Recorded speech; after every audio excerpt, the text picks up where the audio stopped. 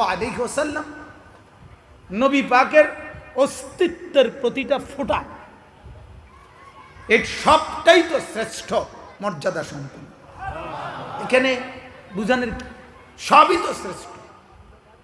নবীজি সাল্লাল্লাহু আলাইহি সাল্লামের ঘাম মুবারক নিঃশ্বাস পর্যন্ত সমস্ত কিছু হারাকাত সাকানাত নড়া চড়া উঠা বসা সবই তো নবীজির মুজিজা, সবই তো সুন্দর, সবই তো উত্তম, সবই তো শ্রেষ্ঠ।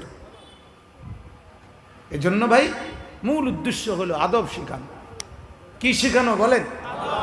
আবার বলেন, আদব শেখানো। যে মুসা, আমি এখন কথা বলবো,